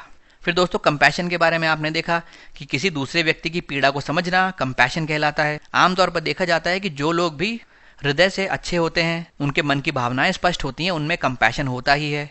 यहाँ पे आप भगवान राम का एग्जाम्पल दे सकते हैं, यहाँ पे आप भगवान बुद्ध का एग्जाम्पल दे सकते हैं, यहाँ पे आप गांधी जी का एग्जाम्पल दे सकते हैं कि भाई इन लोगों ने किस प्रकार से करुणा भावना रख के जो समाज की मानसिकता थी, जो चीज़ों को देखने का नज़रिया था, उसको ही बदल दिया। गांधी जी के दोस्तों आप हरिजन कैंपेन के बारे में बात कर सकते हैं कि गांधी जी ने अपने हरिजन कैंपेन में अछूतों के उद्धार के लिए कार्य किए। दोस्तों अगर गांधी जी छुआछूत का विरोध ना करते, अगर गांधी जी अछूतों की पीड़ा को ना समझते, तो वे उनके उत्थान के लिए, उनके भलाई के लिए कभी कोई कार्य कर ही नहीं पाते। लेकिन क्योंकि उनमें करुणा थी, वो सामने वाले की पीड़ा को समझ सकते थे, इसीलिए उन्होंने हरिजन आंदोलन चलाया। उन्होंने लोगों में जागरूकता पैदा करने का प्रयास किया कि भाई ये छुआछूत और अछूते जो लोग आप कहते हैं, ये गलत धारणा है, इसको हमें आगे नहीं ले जाना चाहिए। अगर आप इस प्रकार की धारणा को अपने अंदर बसाए रखेंगे तो आप देश के विकास में भी कंट्रीब्यूट नहीं कर पाएंगे और आपका स्वयं का विकास भी नहीं हो पाएगा। इसीलिए मानसिकता को बदलने की ज़रूरत है और ये जो शक्ति आपको देता है, ये कंपैशन प्रोवाइड करता है। अब क्यों ज़रूरी है हम लोग कंपैशन प्रैक्टिस करें? सबसे पहले तो ये हमें मानवता की जो नींव है, जो बेसिस है, उसको समझने में मदद करता है कि हम सब आखिरकार एक जैसे ही हैं। अगर कोई व्यक्ति पीड़ा में है तो उसकी पीड़ा का निवारण करना, उसका समाधान करना हमारा कर्तव्य बनता है। ये हमको मदद करता है कि दूसरों के साथ हम कनेक्ट कर सकें, गहरे स्तर पे दूसरों से जुड़ने की अगर क्वालिटी हो या फिर उनकी कठिनाइयों को समझने की क्वालिटी हो, तो उसके संदर्भ में करुणा हमारी बहुत मदद करती है। साथ ही ये हमको प्रेरित करती है कि हम दूसरों के लिए कुछ कार्य करें, दूसरों की सहायता करें। भले ही आप किसी प्रकार के मॉनेटरी बेनिफिट्स करें, कुछ दान करें, दक्षिणा करें या कुछ और अपने ओर से करें, भले ही आप उनकी बातों को सुने, उनकी पीड़ा को सुने। उसके अलावा दोस्तों कई रिसर्च में ये पाया गया है कि अगर आप किसी के प्रति करुणा भावना दिखाते हैं तो वो आपके ही फिजिकल और इमोशनल लेवल को बेहतर करता है, उसके लिए अच्छा होता है। ये हमारी मदद करता है कि हम बड़ी से बड़ी समस्या आसानी से सुलझा सकते हैं। ये हमारी डिसीजन लेने की काबिलियत को बढ़ाता है। ओवरऑल अगर मैं बोलूं तो असल मायनों में यही हमको ह्यूमन बनाता है या फिर मानवता की ओर हमें ले जाता है। अब कंपैशन को समझने के लिए आप यहाँ पे उदाहरण लिख सकते हैं। अगर किसी छोटे बच्चे को आप रोते हुए देखते हैं या फिर किसी भी मायने में आप उसे असमर्थ पाते हैं तो आपके मन में भी दुख होता है, उसको देख के आपको भी पीड़ा होती है। तो ये जो पीड़ा होती है, इसका तात्पर्य यह है कि आपके अंदर वो कंपैशन वाला गुण मौजूद है और इसी पीड़ा को सहन करके एक पब्लिक सर्वेंट बेहतर तरीके से लोगों की मदद कर सकता है। अब दोस्तों चलते हैं अपने अगले प्रश्न की तरफ। यहाँ पे हम लोग परसुएसिव कम्युनिकेशन के बारे में बात करेंगे। क्वेश्चन में पूछा गया है, मनोवृत्ति परिवर्तन में विश्वासोत्पादक संचार के महत्व की व्याख्या कीजिए। तो पहले तो आपको वही इसके बारे में लिख के शुरू करना है कि आखिर ये परसुएसिव कम्युनिकेशन होता क्या है। फिर आप बताइए दोस्तों किस प्रकार से ये अहम भूमिका निभाता है लोगों के दृष्टिकोण को बदलने में, समूहों के दृष्टिकोण को बदलने में और विभिन्न संगठनों के दृष्टिकोण को बदलने में। तो दोस्तों जब आप इसको परसुएसिव कम्युनिकेशन को एक्सप्लेन करने जाते हैं तो इसमें आप लिख सकते हैं, अगर किसी भी कम्युनिकेटर के पास या फिर जो भी वक्ता है उसके पास इस प्रकार का परसुएसिव कम्युनिकेशन की कैपेबिलिटीज हैं, विश्वासोत्पादक संचार की क्षमताएं हैं, तो वह अपने ऑडियंस को इन्फ्लुएंस कर सकता है, वह अपनी ऑडियंस पे प्रभाव डाल सकता है और उनके बिहेवियर को या फिर उनके व्यवहार को या उनके दृष्टिकोण को परिवर्तित करने में अहम भूमिका निभा सकता है। भाई परसुएसिव कम्युनिकेशन का तात्पर्य है आप किसी को परसुएड कर रहे हैं। परसुएड यानी कि आपकी बातों में वो बह गया है, उसका दृष्टिकोण बदल गया है, उसका व्यवहार बदल गया है। तो इसीलिए कहते हैं ये जो कम्युनिकेशन होती है किसी व्यक्ति के एटीट्यूड को बदलने में और रीइंफोर्स करने में या फिर रीओरिएंट करने में मदद कर सकती है। ये बेसिकली दो चीज़ों पर रिलाय करता है। एक तो जो स्पीकर है, जो वक्ता है, वो किस प्रकार की अपील करता है, जनता को क्या बातें बोलता है, क्या वो ऐसा बोलता है जो जनता के मन तक जाकर बातें उनके व्यवहार को, उनके एटीट्यूड को बदल पाएं। और दूसरा जो फैक्टर है जिस पे रिलाय करता है वो होता है ऑडियंस किस प्रकार से आपकी इस अपील का रिस्पॉन्स देती है। इसके दोस्तों मेनली 3 घटक होते हैं, 3 कंपोनेंट्स होते हैं। एक तो भाई सोर्स, यानी कहाँ से वो बात आ रही है, वो वक्ता कैसा है। ऐसे में देखा गया है जो क्रेडिबल लोग होते हैं, जिनका पास्ट रिकॉर्ड अच्छा होता है, जिनके ऊपर कोई आरोप नहीं होते हैं, जो विश्वसनीय हो, उनकी बात लोगों को ज़्यादा जल्दी इन्फ्लुएंस करती है, लोग उससे ज़्यादा जल्दी प्रभावित होते हैं। वहीं पर साथ में ये भी देखा गया है कि जो अट्रैक्टिव होते हैं वो भी ज़्यादा कन्विंसिंग होते हैं, उनकी बात पर लोग जल्दी कन्विंस कर जाते हैं। और इसका आप उदाहरण देख सकते हैं कि हम लोग आमतौर पर देखते हैं कि टीवी में जो ऐड आते हैं, जो कमर्शियल्स आते हैं, उसमें एक्टर्स को लिया जाता है। अगर किसी भी ब्रांड को अपना प्रोडक्ट बेचना है तो उसको जनता को इन्फ्लुएंस करना पड़ेगा कि भाई ये प्रोडक्ट अच्छा है, ये एक्टर इस प्रोडक्ट को इस्तेमाल करता है, आप भी करेंगे तो आप भी बेहतर बन पाएंगे। तो उनको मालूम है कि जो एक्टर अच्छा दिखता है, अट्रैक्टिव दिखता है और लोगों की नज़रों में क्रेडिबल है, अगर उसके मदद से कोई प्रोडक्ट को प्रमोट कराया जाए, कोई उत्पाद को प्रमोट कराया जाए, तो जनता तक बेहतर पहुंच उनको मिल पाएगी और जनता का व्यवहार में बदलाव आ पाएगा। तो इस प्रकार से सोर्स बहुत इंपॉर्टेंट है। फिर दूसरी बात है मैसेज, यानी आप कैसा मैसेज प्रोपोगेट करना चाह रहे हैं जनता में। दोस्तों ऐसा कहा जाता है कि अगर आप डायरेक्ट मैसेज यहाँ पे देंगे तो वो इतना प्रभावशाली होता नहीं है, लेकिन आप एक अच्छी सी भूमिका बना के अपना मैसेज लोगों के सामने रखेंगे, उसमें तर्क जोड़ेंगे, तो वो मैसेज ज़्यादा प्रभावी होता है। उससे लोग ज़्यादा जल्दी कन्विंस होते हैं, उससे लोग ज़्यादा जल्दी इन्फ्लुएंस होते हैं। जैसे दोस्तों एग्जाम्पल के तौर पे आप समझिए, कोई टीवी में डिबेट आप देख रहे हैं, दो लोग एक दूसरे को काउंटर करने का प्रयास कर रहे हैं अपनी बातों से। जब तक ये डिबेट लगातार चलती रहेगी तो आप सुनते रहेंगे, पर मानिए बीच में पॉज आ गया या कोई टीवी में ऐड आ गया जिसकी वजह से इस आदमी ने जो स्टेटमेंट दिया है वहीं पे रुक गया, इसके स्टेटमेंट को अभी ब्रेक के बाद दिखाएंगे। तो ऐसे में क्या होगा, जो आखिरी व्यक्ति ने स्टेटमेंट दिया है, जो उसने पूरी भूमिका तैयार की थी, उसकी वजह से ये जो आखिरी स्टेटमेंट है ये ज़्यादा आपको कन्विंसिंग लगने लगेगा जब तक आप दूसरे व्यक्ति की बात ना सुने। तो यानी इस प्रकार से जो भूमिका बना के एक स्टेटमेंट दिया जाता है वो जनता को ज़्यादा इम्पैक्ट करता है। फिर दोस्तों तीसरा है टारगेट, यानी कि किसको आप वो चीज़ पहुंचा रहे हैं। तो ऐसे में हम मानते हैं कि जो यंग जनरेशन होती है, जो करीब 25 साल तक आप माने, उन लोगों के एटीट्यूड या फिर बिहेवियर में चेंज करना ज़्यादा आसान होता है as compare to elder generation. क्योंकि जो बुजुर्ग लोग हैं या फिर जो उम्र में बड़े हैं, उन लोगों ने पूरे जीवन भर में एक एटीट्यूड अपने अंदर डेवलप कर लिया, तो उसको चेंज करना और उनको किसी बात से इन्फ्लुएंस करना काफ़ी मुश्किल हो सकता है। हालांकि जो यूथ होता है वो धीरे धीरे अपने अंदर एटीट्यूड डेवलप कर रहा है, वो मैच्योर हो रहा है। तो अगर आप किसी बात से इनको इन्फ्लुएंस करने लगें तो ये आप बहुत आसानी से कर सकते हैं। इसीलिए दोस्तों आप देखते हैं कि कोई आंदोलन होता है, उसमें जो युवा है वो बढ़ चढ़कर भाग लेता है। तो दोस्तों इस प्रकार से तीनों कंपोनेंट का भी आप यहाँ जिक्र कर सकते हैं और बता सकते हैं कैसे अलग अलग चीज़ें इसमें इंपॉर्टेंट है लोगों के एटीट्यूड में परिवर्तन लाने के लिए। अब दोस्तों समझते हैं पहले कैसे हमने आंसर किया है। सबसे पहले वही डेफिनेशन दी है, परसुएशन क्या है। एक ऐसी प्रक्रिया है जिसके तहत जो कम्युनिकेटर है, जो संचारक है, वो अपने संदेश का या अपने मैसेज का प्रसारण इस तरीके से करता है कि वे दूसरों के दृष्टिकोण और व्यवहार में परिवर्तन ला सके।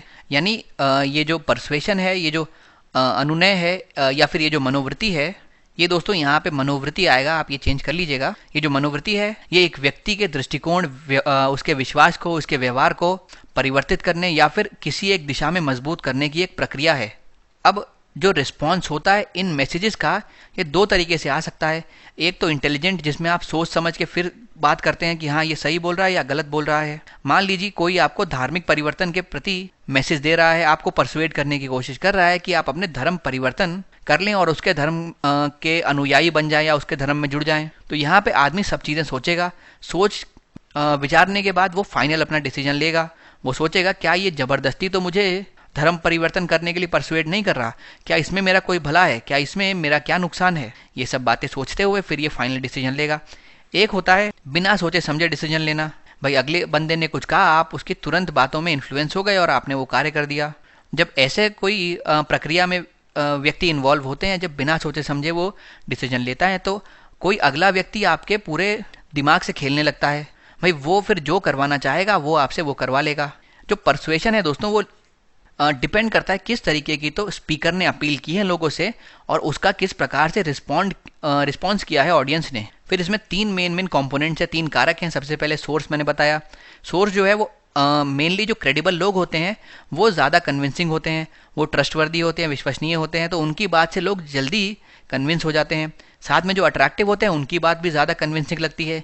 इसी वजह से आप देखते हैं कि टेलीविज़न एक्टर्स जो हैं वो टीवी ऐड करते हैं और उनके प्रभाव में आके, उनके इन्फ्लुएंस में आके हम जिस उत्पाद का वो ऐड कर रहे हैं वो प्रोडक्ट खरीदने लगते हैं। लेकिन दोस्तों जो सबसे इंपॉर्टेंट चीज़ है कि भाई अगर कोई भी मैसेज आपने दिया है और आप चाहते हैं कि वो लॉन्ग टर्म इफेक्टिव रहे, यानी उसके दीर्घकालिक प्रभाव हो, तो आपका क्रेडिबल होना ज़रूरी है, आपका विश्वसनीय, आपका ट्रस्टवर्दी होना ज़रूरी है। फिर दोस्तों मैसेज की बात करते हैं। वही बात है, अगर आपने सीधा मैसेज बोला तो वो कम इम्पैक्टफुल है एज़ कम्पेयर टू अगर आप गोल गोल घुमा के बात करेंगे और फिर मुद्दे पे आ जाएंगे तो वो लोगों को ज़्यादा प्रभावित करता है, ज़्यादा इन्फ्लुएंस करता है, क्योंकि आपने एक भूमिका बनाई है कि भाई मैं इसीलिए ये चीज़ चाहता हूँ। अगर मान लेते हैं आप चाहते हैं कि डिजिटल इंडिया प्रमोट किया जा सके, तो आप पहले पूरी भूमिका बनाएंगे कि भाई देश में कैसे समस्याएं चल रही हैं, डिजिटल के बिना कितनी दिक्कतें हो रही हैं, लोगों को लंबी कतारों में खड़ा होना पड़ता है, लोगों को बार बार बैंक जाना पड़ता है, बैंक के वर्किंग आवर्स पे डिपेंड करना पड़ता है। तो अगर आप यहाँ पे फाइनेंशियल सर्विसेज को ले आएंगे तो ये सब चीज़ों से आप बच जाएंगे। आपको बैंक के वर्किंग आवर्स पे डिपेंड नहीं करना पड़ेगा, लंबी कतारों में नहीं खड़ा होना पड़ेगा, घर बैठे बैठे आप ज़्यादातर अपने मोबाइल से काम कर पाएंगे। तो यानी ये जो आपने भूमिका बनाई है, इससे ये चीज़ ज़्यादा प्रभावशाली हो गई कि हाँ, डिजिटल इंडिया की तरफ जाना चाहिए। अब आप ये छोड़ के सीधा बोलें दोस्तों कि आज से जो भी ऑफलाइन मीडियम में काम हो रहे हैं या जो किए जा रहे हैं वो सब की हम लोग उपयोगिता कम कर देंगे, उसको इस्तेमाल नहीं करेंगे और आज से हम डिजिटल की तरफ स्विच करेंगे। तो इसमें लोग जल्दी से कन्विंस होंगे नहीं, क्योंकि आपने उनका बैकग्राउंड, उनकी भूमिका बनाई नहीं है कि आप स्विच क्यों कर रहे हैं। तो इसीलिए किस प्रकार का मैसेज दे रहे हैं और उसको कैसे दे रहे हैं, ये भी बहुत इंपॉर्टेंट है। फिर वही जो मैंने डिबेट वाला आपको एग्जाम्पल बताया था, आप लिख सकते हैं 2 लोगों में डिबेट होती जा रही है तो आप किसी के लिए कोई नज़रिया बना नहीं पाते उतनी देर में, लेकिन अगर डिबेट एक जगह कहीं रुक गई और दूसरे को थोड़ा वक्त लगा तो जो ये बोलता है वो आपको ज़्यादा कन्विंसिंग लगता है। फिर दोस्तों टारगेट की बात करते हैं, तो उसमें भी मैंने आपको बताया जो यंग पॉपुलेशन है हमारी 18 से 25 वर्ष के बीच की, उनको आसानी से परसुएड किया जा सकता है, वो ज़्यादा कन्विंसिंग होते हैं as compare to older adults.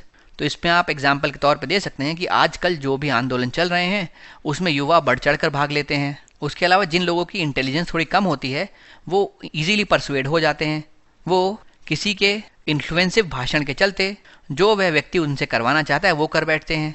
तो ये भी एक समस्या है। और इसी वजह से जो ये स्पीकर्स होते हैं जो कोई गलत काम करवाना चाहते हैं, ये ऐसे ही लोगों को टारगेट करते हैं जो या तो जागरूक थोड़े कम हैं या फिर जो वो करवाना चाहते हैं उसके बारे में इन लोगों को इन्फॉर्मेशन नहीं हो।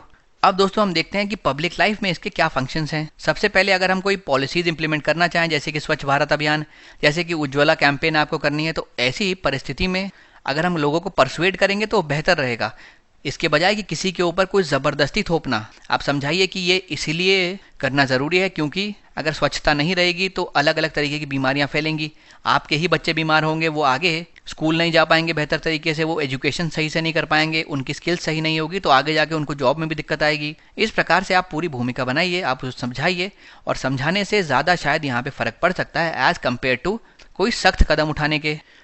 फिर अगर हमसे ऐसा कुछ करने को कहा जाता है जो हमारे कंफर्ट जोन के बाहर है तो वो भी परसुएसिव हो जाता है। ऐसा लगता है जब ये व्यक्ति कर सकता है, जब ये व्यक्ति इस प्रकार हमको करने को कह सकता है तो हम तो कर ही सकते हैं। तो इस प्रकार से भी वो परसुएड किया जा सकता है। फिर कुछ ऐसे सामाजिक मुद्दे जिन पे आज भी बहस चलती है, आज भी हमारे समाज की जिनके प्रति जो विचारधारा है वो रूढ़िवादी है, ऐसे में इस प्रकार की मानसिकता को बदलना बहुत कठिन हो सकता है और इसके लिए एकमात्र जो तरीका हो सकता है वो परसुएशन का ही हो सकता है। जैसे कि अगर महिला शिक्षा के संबंध में आप कुछ बात करते हैं, इंटरकास्ट मैरिज के संबंध में आप बात करते हैं, तो इन सब मुद्दों में दोस्तों आमतौर पर जो विचारधारा चलती आ रही है उसको बदलना ज़रूरी है और उसको बदलने के लिए कोई सख्त एक्शन लेना सही नहीं है, आपको परसुएशन ही करना पड़ेगा। तो परसुएशन आपको इनमें भी मदद करता है। जैसे कि बच्चों की पोलियो कैंपेन चलाई गई थी, उस समय इतना एडवर्टाइजमेंट किया गया था कि एक एक व्यक्ति को परसुएड किया गया कि भाई आप बच्चे को पोलियो की ड्रॉप डलवाएं वरना इतने खतरनाक इसके परिणाम हो सकते हैं। तो इसीलिए परसुएशन आपकी मदद करता है। फिर ये लोगों के एटीट्यूड में परिवर्तन लाता है। जैसे कि बस में अगर कहीं लिखा होगा कि वहाँ पे कोई लेडीज़ बैठेगी या फिर कहीं पे लिखा होगा कि कुछ सीट जो है वो विकलांगों के लिए रिजर्व्ड है, तो आप ये देख के वहाँ पे बैठने से बचेंगे। अगर बैठेंगे भी तो अगर इस प्रकार का कोई व्यक्ति आ गया तो आप अपने आप उठ के वहाँ पे सीट खाली कर देंगे। यानी आपके व्यवहार में परिवर्तन आया है क्योंकि उसमें ऊपर आपने वो मैसेज देखा है। तो इस प्रकार से विजुअल रिप्रेजेंटेशन से भी लोगों के व्यवहार में बदलाव लाया जा सकता है, इसीलिए भी परसुएशन इंपॉर्टेंट है। दोस्तों यहाँ पे एग्जाम्पल के तौर पे आप कोविड के दौरान राजस्थान के भीलवाड़ा मॉडल का बता सकते हैं। वहाँ पे जो डिस्ट्रिक्ट कलेक्टर थे, जो प्रशासनिक अधिकारी थे, उन्होंने चाय के कप पे जागरूकता संबंधी मैसेज छपवा दिए थे। तो जो भी व्यक्ति चाय पी रहा था वो अपने आप वो चीज़ पढ़ रहा था और उसके प्रति जागरूक हो रहा था। तो ये भी परसुएशन का एक माध्यम है। उसके अलावा दोस्तों जब कोई आप इस प्रकार का परसुएशन करने की कोशिश करते हैं जहां आप लोगों से कहते हैं हम आपको दंडित करने के बजाय पुरस्कृत करेंगे, लेकिन आप ये चीज़ हमें बता दीजिए, जैसे कि अगर आपके पास कुछ काला धन है तो इस नियमित तिथि तक आप उसके बारे में बता देंगे तो आपके ऊपर हर्जाना नहीं लगेगा बल्कि आपको पुरस्कृत करा जाएगा। तो इस प्रकार का अगर कोई परसुएशन है वो भी पब्लिक लाइफ में बहुत मदद कर सकता है। अब दोस्तों चलते हैं हम अपने अगले प्रश्न की तरफ। यहाँ पे पूछा गया है प्रोबिटी क्या होता है या फिर ईमानदारी क्या होता है। फिर पूछा गया है शासन में ईमानदारी के दार्शनिक आधार को स्पष्ट करिए। आपको उसकी स्पष्ट व्याख्या करनी है, यानी इसका फिलोसॉफिकल बेसिस क्या है गवर्नेंस में, ये आपको बताना है। तो जैसे यहाँ पे क्वेश्चन में पूछा गया है, आप शुरू करेंगे इसको डिफाइन करते हुए, तो आप परिभाषा दे के शुरू करिए कि ईमानदारी आखिर होती क्या है।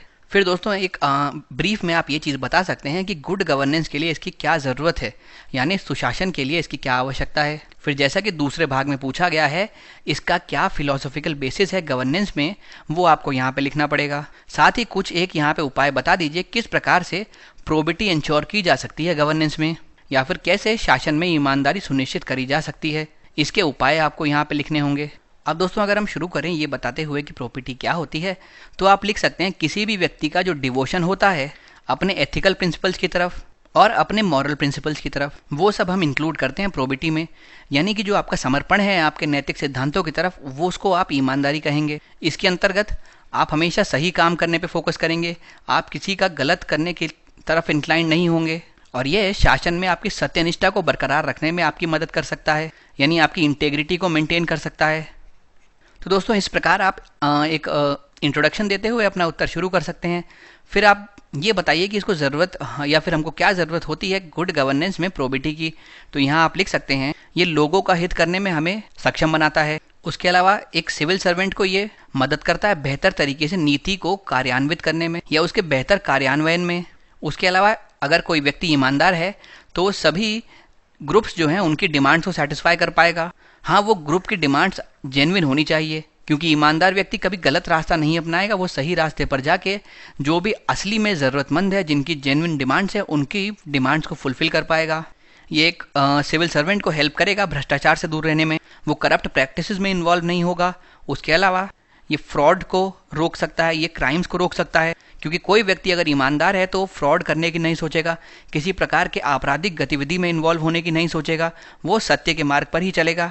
ये नेपोटिज्म या फिर भाई भतीजेवाद को कम करता है शासन में, क्योंकि आप ईमानदार है तो आप उसी व्यक्ति को यहाँ पे आगे बढ़ाएंगे जो मेरिट बेसिस पे बेहतर हो, जो एक्चुअली में योग्य हो, आप उसको आगे बढ़ाएंगे। वरना अगर आप ईमानदार नहीं है, आप करप्ट हैं, तो आपको कोई भी कुछ पैसा खिलाकर घूस देकर अपनी जगह पक्की करा सकता है, भले ही वो अयोग्य क्यों ना हो। लेकिन एक ईमानदार आदमी के सामने ये करना संभव नहीं है, क्योंकि वो करप्शन में इन्वॉल्व होगा नहीं। वो जो नीति जो कि रूल्स में लिखा गया है उसके अकॉर्डिंग ही काम करेगा, और उसके अकॉर्डिंग जो मेरिट होगा उसके आधार पर व्यक्ति सही जगह पर पहुंच पाएगा। तो दोस्तों ये सब आप इसमें आगे लिख सकते हैं। अब देखते हैं इसका उत्तर हमने किस प्रकार बनाया है। पहले आपने प्रोबिटी को डिफाइन किया। प्रोबिटी एक गवर्नेंस के मॉडल को बेहतर तरीके से इम्प्लीमेंट करने में, उसका बेहतर कार्यान्वयन करने में हमारी मदद करता है। साथ में ये सामाजिक और आर्थिक विकास में सहयोगी साबित होता है। अगर किसी व्यक्ति के व्यवहार में मजबूत नैतिक सिद्धांत हैं, यदि कोई व्यक्ति कुछ नैतिक सिद्धांतों को फॉलो करता है और किसी भी हालत में उनको कॉम्प्रोमाइज़ नहीं करता है, तो वह सत्यनिष्ठा के गुण को प्रदर्शित करता है। कुछ एथिकल और मॉरल प्रिंसिपल्स होते हैं, जैसे कि ऑनेस्टी, इंटेग्रिटी, अपराइटनेस, रेक्टिट्यूड।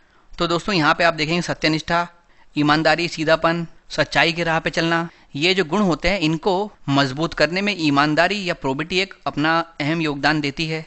इसके अलावा ये बताता है कि अगर गवर्नेंस में इसको जोड़ें तो बहुत ज़रूरी है एक सिविल सर्वेंट इसको अपने जीवन में उतारे, क्योंकि अगर किसी सिविल ऑफिशियल ने इसको अपने जीवन में उतार लिया तो वो एथिकल और इंटीग्रल वैल्यूज़ को अपने महत्व देगा, वो मानव अधिकारों को सम्मान देगा, वो सार्वजनिक जीवन में नैतिकता को ज़्यादा इंपॉर्टेंस देगा, लोगों के प्रति या फिर डिसएडवांटेज के प्रति वो कंपैशन रखेगा, और लोगों के कल्याण के प्रति वो कमिटेड रहेगा, वो उसके प्रति समर्पित रहेगा, उसकी प्रतिबद्धता होगी उसके प्रति।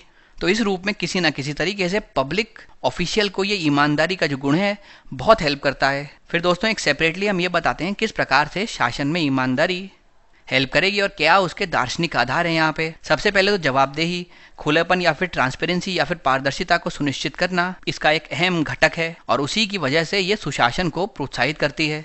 जितने भी विधि हैं, जितने भी कानून हैं, उनकी एक रूपता के लिए ये बहुत ज़रूरी है, उसकी गारंटी देता है। ईमानदारी पर अगर आधारित होता है कोई शासन तो उसमें भाई भतीजेवाद की कोई जगह नहीं होती, धोखाधड़ी की जगह नहीं होती, आपराधिक गतिविधियों को वो कम करता है और भ्रष्टाचार को वो बिल्कुल नेग्लेक्ट करता है, यानी भ्रष्टाचार को होने नहीं देता। इन प्रथाओं को, इन कुरीतियों को, इन अवगुणों को हतोत्साहित किया जाता है। इसका फोकस होता है जनहित सुनिश्चित करना, जिससे कि प्रभावी नीति का निष्पादन हो सके।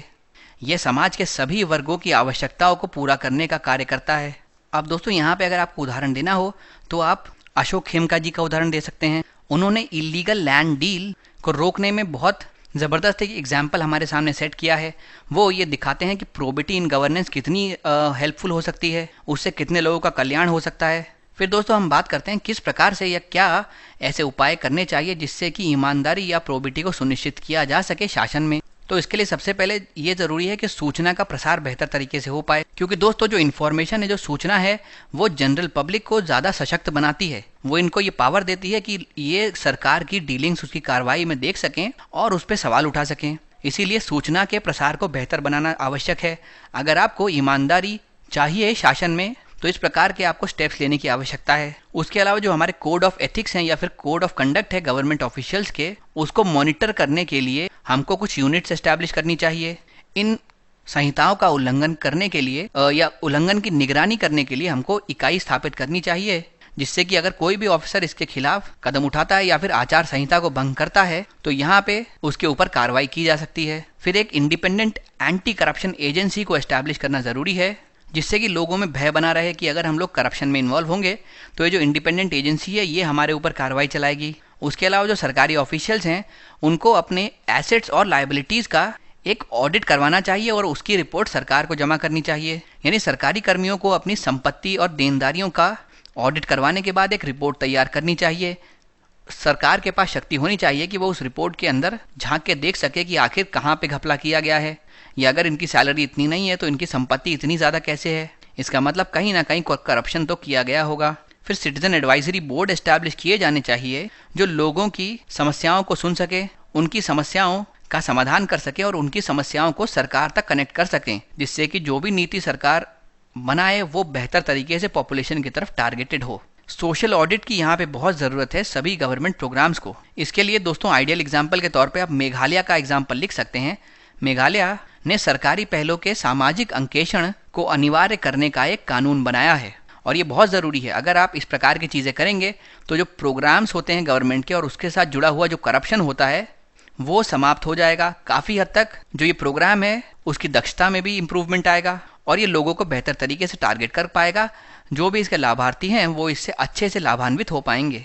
फिर दोस्तों कुछ एक जो एक्ट या लेजिस्लेशन या जो नियम ऑलरेडी हमारे पास मौजूद हैं, जैसे कि प्रिवेंशन ऑफ करप्शन एक्ट, जैसे कि इंडियन पीनल कोड, जिसमें कहीं ना कहीं इसको रिकॉग्नाइज किया गया है कि आदमी करप्ट प्रैक्टिसेस ना करे तो उन कानूनों को बेहतर तरीके से कार्यान्वयन होना चाहिए, बेहतर तरीके से उनका एनेक्टमेंट होना चाहिए, जिससे कि जो भी अधिकारी ऐसे किसी भी गतिविधि में संलिप्त हों उन लोगों पे कार्रवाई की जा सके।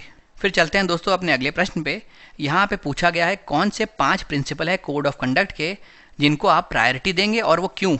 तो आपको बताना है कौन कौन सी 5 चीज़ों को आप प्रायोरिटी देंगे अपने कोड ऑफ कंडक्ट के तौर पे, यानी आचार सिद्धांत के तौर पे, और आप उनको ऐसा क्यों देंगे, वो आपको किस तरीके से मदद करेंगे। तो दोस्तों सबसे पहले आप शुरू करेंगे ये डिफाइन करते हुए कि आखिर कोड ऑफ कंडक्ट होता क्या है। फिर उसकी कुछ प्रॉपर्टीज़ को आप यहाँ समझा सकते हैं। फिर डिटेल में आप ये बता सकते हैं कि कौन से ऐसे 5 सिद्धांत हैं जिनको आप प्राथमिकता देंगे, और फिर आप रीज़न बताइए कि उनको आप प्राथमिकता क्यों दे रहे हैं।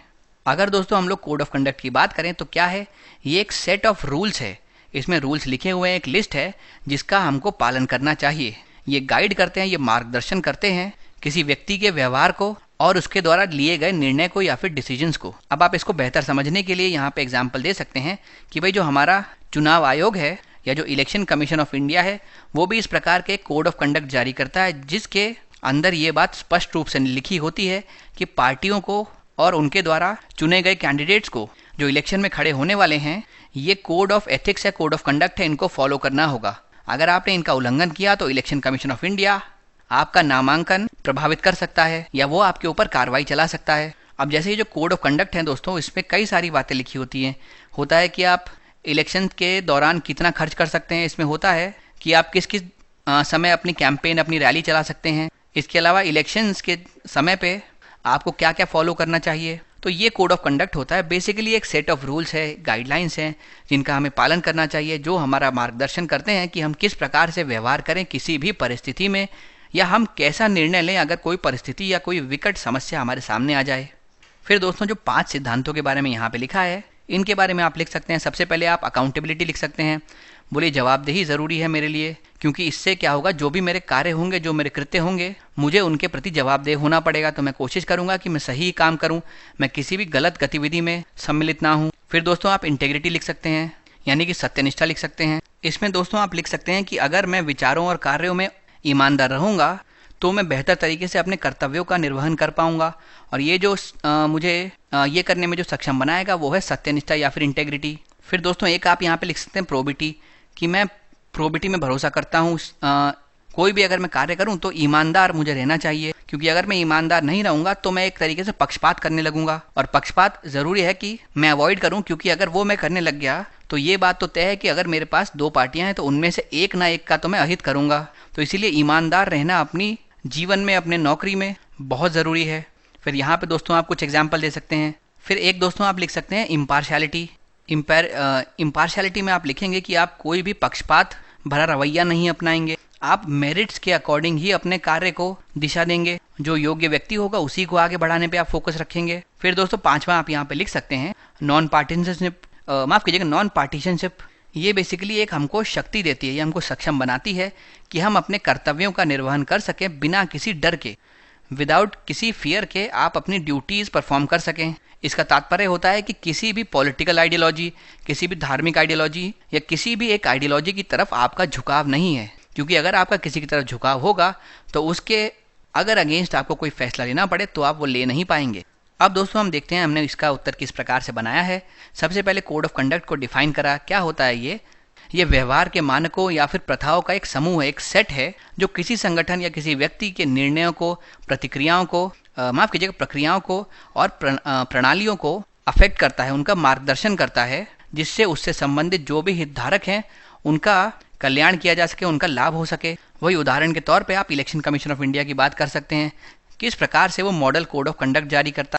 ये जो मॉडल कोड ऑफ कंडक्ट है दोस्तों, इसमें कई सारी चीज़ें लिखी जाती हैं, जैसे कि क्या कंडक्ट है जो पॉलिटिकल पार्टीज़ को अडॉप्ट करना चाहिए, कैंडिडेट्स को किस प्रकार से अपना रवैया रखना चाहिए इलेक्शन के दौरान, किस प्रकार से अपने स्पीचेस को बेहतर रखना चाहिए, उसको किसी रिलीजन को टारगेट ना करते हुए रखना चाहिए, घृणास्पद नहीं रखना चाहिए। इलेक्शन डे पे आप क्या करेंगे, पोलिंग बूथ के किस प्रकार नियम होंगे, पोर्टफोलियोज, इलेक्शन मैनिफेस्टो आदि बहुत सारी चीज़ें इसमें लिखी होती हैं। और इसी के अनुसार पॉलिटिकल पार्टीज़ और उनके द्वारा जो उम्मीदवार खड़ा किया जा रहा है इलेक्शन में, उसको अपना कंडक्ट, अपना व्यवहार रखना पड़ता है। और उस पर वॉच रखता है इलेक्शन कमीशन ऑफ इंडिया या फिर भारत का चुनाव आयोग। तो यानी यही है कोड ऑफ कंडक्ट, जिसमें लिखा है कि आपको क्या क्या करना चाहिए। तो ऐसा अगर आप खुद का कोड ऑफ कंडक्ट बनाएंगे, उसमें जो 5 चीज़ों के बारे में आप फोकस करेंगे, जिस पे आपका ज़्यादा फोकस रहेगा, वो जैसे हमने बात की, हो सकती है अकाउंटेबिलिटी, हो सकती है इम्पार्शियलिटी, इंटेग्रिटी, नॉन पार्टिशनशिप और इसके अलावा प्रोबिटी। दोस्तों इसके अलावा भी आप यहाँ पे अपने कोई सिद्धांत ऐड कर सकते हैं, उसमें कोई दिक्कत नहीं है, बस हाँ उसको समझाएं और अगर संभव हो पाए तो उससे जुड़ा हुआ कोई उदाहरण भी लिखें। वैसे अगर आमतौर पर दोस्तों हम बात करते हैं तो कोड ऑफ कंडक्ट के क्या क्या कॉम्पोनेंट हो सकते हैं, तो जो भी एथिकल इश्यूज़ हैं उनको ये अच्छे से एड्रेस करना चाहिए और इसमें ये चीज़ें, ये कंपोनेंट्स, ये घटक होने चाहिए, जैसे कि अकाउंटेबिलिटी या फिर जवाबदेही, सभी लॉज का ऑब्जर्वेंस या फिर सभी कानूनों को पालन करना, कॉन्फिडेंशियलिटी रखना, गोपनीयता बनाए रखना, इंटरेस्ट ऑफ कॉन्फ्लिक्ट्स को अवॉइड करना या फिर कॉन्फ्लिक्ट ऑफ इंटरेस्ट को अवॉइड करना, यानी हितों में जब टकराव होता है ऐसी परिस्थिति को अवॉइड करना। अगर आप पॉलिटिक्स में हैं तो आप इम्पार्शियल रहें, यानी निष्पक्ष आचरण आपको अपनाना चाहिए, आपको प्रोबिटी मेंटेन करनी चाहिए, ईमानदारी रखनी चाहिए, लोगों के प्रति आप में समर्पण भावना होनी चाहिए, जनता के लिए प्रतिबद्धता होनी चाहिए, ड्यूटी के लिए डेडिकेशन होना चाहिए, कर्तव्य के प्रति समर्पण होना चाहिए और एग्जेम्पलरी कंडक्ट होना चाहिए, यानी अनुकरणीय आचरण आपका होना चाहिए। तो दोस्तों इसमें से कुछ 5 आप उठा के आराम से अपना एक उत्तर बना सकते हैं। जैसे कि हमने 5 प्रिंसिपल में पहला अकाउंटेबिलिटी लिखा है या फिर जवाबदेही लिखा है। जवाबदेही वही एक प्रक्रिया है जिसमें अगर आपने कोई डिसीजन लिया है तो आप उसके लिए अकाउंटेबल हैं। जनता आपसे इस पर क्वेश्चन पूछ सकती है और आपको उनको आंसर करना होगा। ये अकाउंटेबिलिटी आपको ओब्लाइज करती है। अभी जैसे हमारे देश में लोकतांत्रिक जागरूकता बढ़ गई है तो सरकार की जो अकाउंटेबिलिटी है, जवाबदेही है, उसमें भी इजाफा हुआ है। भले सिविल सोसाइटीज़ हो, अकेडमिक्स हो, लेजिस्लेटर्स हो या फिर इंटरनेशनल फाइनेंशियल इंस्टीट्यूशंस हो, कोई डोनर्स हो, सब के सब अब अकाउंटेबिलिटी पे ध्यान देते हैं। भाई अगर कोई किस प्रकार से आपकी मदद करेगा तो वो जवाबदेही भी आपकी चाहेगा। अगर कोई आपको पैसा दे रहा है कि भाई ये XYZ प्रोजेक्ट फंड करो और उस पैसे से वो प्रोजेक्ट नहीं बन रहा है, आप कुछ और ही कर रहे हैं, तो आप उसके लिए जवाबदेह हैं। वो आपसे पूछ सकता है कि भाई पैसा कहाँ गया, कहाँ इस्तेमाल कर रहे हो आप। इसीलिए आजकल अकाउंटेबिलिटी पे बहुत फोकस किया जाता है। फिर दूसरा दोस्तों इंटेग्रिटी है या फिर सत्यनिष्ठा है, यानी ये दर्शाता है कोई भी व्यक्ति अपने विचारों से और अपने कार्यों से ईमानदार है, ऑनेस्ट है। किसी व्यक्ति ने अपने पर्सनल और प्रोफेशनल प्रिंसिपल्स यानी व्यक्तिगत और व्यावसायिक सिद्धांतों के लिए संपूर्ण डेडिकेशन या समर्पण दिखाया हुआ है। ये भी दिखाता है कि कोई व्यक्ति मॉरल और एथिकल वैल्यूज से पूरी तरह जुड़ा हुआ है, कोड ऑफ एथिक्स फॉलो करता है। वैसे भी ये सत्यनिष्ठा जो है वो ऐसे लोगों का ट्रेट या ऐसे लोगों का गुण है नहीं जिनके नैतिक सिद्धांत कमजोर हों। ये उन लोगों का ही गुण होता है जिनके नैतिक सिद्धांत बहुत मजबूत होते हैं, जो ईमानदार रह सकते हैं। अब दोस्तों आपको एक चीज ध्यान देनी होगी, ऑनेस्ट और इंटेग्रिटी में दो में फर्क है। मान लीजिए दोस्तों किसी पुलिस अफसर को या फिर किसी बल को कहा गया है कि वो ओपन फायर करे निर्दोष जनता के ऊपर। अगर वो व्यक्ति ऑनेस्ट होगा, ईमानदार होगा अपनी ड्यूटी के प्रति, तो उसको जो ऑर्डर्स मिले हैं वो फॉलो करेगा, वो गोली चला देगा। लेकिन अगर उसमें साथ में इंटेग्रिटी का गुण होगा तो वो गोली चलाने से मना कर देगा, क्योंकि वो सोचेगा इससे जनता का कल्याण नहीं होगा, उनका नुकसान होगा। और निर्दोष लोगों को मारना वैसे भी कोई बहादुरी की बात है नहीं। तो ऐसी परिस्थिति में दोस्तों एक इंटेग्रिटी वाला पुलिस ऑफिसर मना कर देगा गोली चलाने के लिए। हालांकि संभव है कि एक ऑनेस्ट पुलिस ऑफिसर इन पे गोली चला दे। तो आपके अंदर ऑनेस्टी और इंटेग्रिटी दोनों का होना जरूरी है। फिर दोस्तों हम आते हैं प्रोबिटी पे यानी ईमानदारी पे। किसी भी शासन प्रणाली में ईमानदारी का होना बहुत जरूरी है। जैसे हमने बताया था, ये आर्थिक और सामाजिक विकास के लिए एक उपयोगी उपकरण का काम करता है। अगर कोई व्यक्ति अपने नैतिक सिद्धांतों को फॉलो करता है, वो ऑनेस्ट है, उसमें इंटेग्रिटी है, वो गलत बात का विरोध करता है, तो यानी कि उसमें कहीं ना कहीं प्रोबिटी की वैल्यू इनकलकेटेड है। अगर आप अपने एथिकल स्टैंडर्ड्स को मजबूत रखते हैं तो अपने आप कहीं ना कहीं ईमानदारी की तरफ बढ़ रहे हैं। एक सिविल ऑफिशियल के लिए बहुत ज़रूरी है कि वो एथिकल कंडक्ट प्रैक्टिस करे और प्रोबिटी पे ही कार्य करे, तभी वो डिसएडवांटेज लोगों की मदद कर सकता है। उनके लिए जो उसने कमिटमेंट लिया है, उनके कल्याण के लिए जो वो कमिटेड रहा है, वो पूरा कर सकता है। फिर दोस्तों चलते हैं इम्पार्शियलिटी की तरफ। ये बेसिकली बताता है कि आप मेरिट्स के अकॉर्डिंग ही डिसीजन लेंगे। आप इम्पार्शियल है यानी आप पब्लिक के हित में ही काम करेंगे, अपने स्वयं के हित में या किसी और को फायदा पहुंचाने के लिए आप पब्लिक का नुकसान नहीं करेंगे। ये बताता है कि आपका किसी एक कॉज के लिए कोई बायसनेस होगा नहीं, आप पक्षपात नहीं करेंगे, आप निष्पक्ष रहेंगे। वही चीज़ दोस्तों हमने यहाँ पे लिखी है कि आपको अगर किसी विकल्प का चुनाव करना हो तो यहाँ पे वो ऑब्जेक्टिव क्राइटेरिया के आधार पे होना चाहिए। किसी व्यक्ति के द्वारा अगर आपको परसू किया गया हो, कोई पूर्वाग्रह आपका हो, आपको किसी व्यवसाय में या किसी संगठन से कोई माफ कीजिए कोई लाभ प्राप्त हो रहा हो, तो ऐसी परिस्थिति में अगर आपने कोई निर्णय लिया है तो वो आपकी निष्पक्षता को नहीं दर्शाएगा। उस केस में आपने पक्षपात कर दिया। लेकिन अगर ऑब्जेक्टिविटी के आपने बलबूते पर कोई डिसीजन लिया है, उसके आधार पर कुछ लिया है, तो हाँ निश्चित तौर पर आप निष्पक्ष हैं। उसके अलावा दोस्तों कई बार निष्पक्षता को न्याय संगत माना जाता है, और ये ठीक भी है। अगर आप किसी के प्रति बायस्ड नहीं है तो यानी आप उसको बेहतर तरीके से न्याय दिलवा पाएंगे। वरना मान लीजिए अगर आपने अपने आप एक बायस क्रिएट कर लिया, आप किसी अपने भाई भतीजे को एक पोजीशन पे पहुंचा देते हैं, तो जो भी उस पोजीशन का असली हकदार है वो वहां पे पहुंच नहीं पाएगा। तो यानी उसके साथ तो न्याय नहीं हुआ, उसके साथ अन्याय हो गया, क्योंकि वो हकदार था उस पोजीशन पे पहुंचने का। तो अगर आसान भाषा में बात करें तो इम्पार्शियलिटी मतलब जो भी आपके निर्णय हैं उनको हमको पूरी तरीके से मेरिट के बेसिस पे लेना है, यानी योग्यता आधारित होने चाहिए आपके निर्णय। निष्पक्षता का अर्थ ही आप ये लिख सकते हैं कि किसी भी पक्षपात की अनुपस्थिति। फिर दोस्तों जो आखिरी वाला है उसमें आप नॉन पार्टीसनशिप लिख सकते हैं या गैर पक्षपात लिख सकते हैं, यानी किसी भी राजनीतिक दल से, संगठन से या समूह से आपका जुड़ाव नहीं है, आप उनकी तरफ इंक्लाइन नहीं है, आपका उनकी तरफ झुकाव नहीं है, तभी आप तटस्थ रह पाएंगे और आप गैर पक्षपाती निर्णय ले पाएंगे।